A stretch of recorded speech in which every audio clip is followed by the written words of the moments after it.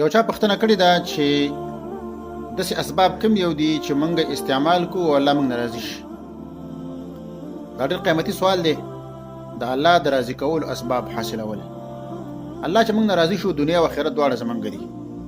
الله چې چا ناراضي نه و نو دنیا هم خرابه ده او آخرت هم خراب ده. دا ډېر ښکلی سوال دی او دا په توجه باندې اخیستل پکار دي.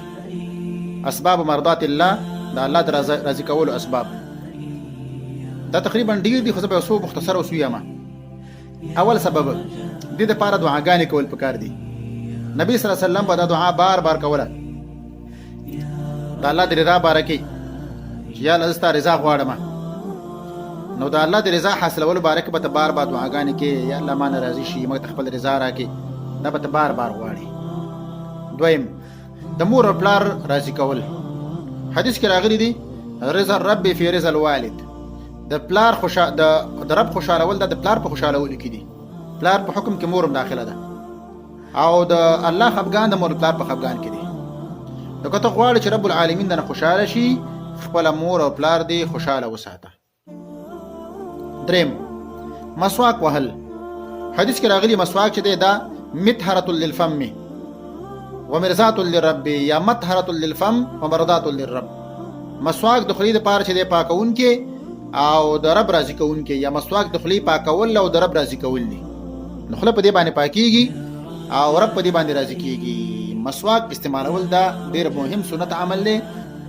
وړي کې لرګي موږ تاسو راښکاره کیږي، خو ډېر قیمتي دی. د الله رضا په دې کې نغښتې ده.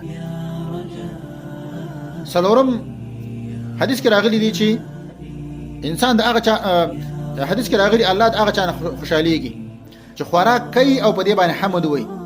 یو سکلو کې او دې باندې حمد وایي. د خوراک نه بعد الحمدلله ویل او همدارنګه د سکاټ نه بعد الحمدلله ویل دې باندې الله راضي کیږي.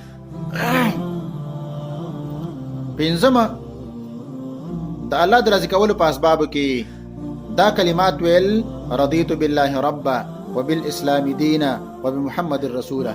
دا الفاظ چې دي دا بار بار ویل په دې سره الله سبحانه وتعالى راضي کیږي. بس د نور اسباب هم وي چې هغه موږ تاسو د علماء د کتابونو راواخلو چې الله سبحانه وتعالى موږ تاسو ناراضي شي. د الله د راضي کولو بل سبب چې دی اتباع د نبی صلی الله علیه وسلم ده. د نبی اتباع کول دی باندې الله راضي کیږي، الله په دې باندې خوشاليږي. او د نور اسباب هم په بعضی احادیثونو او بعضی اقوال د علماء معلومیږي چې هغه د احادیثونو راغستې دي. والله اعلم.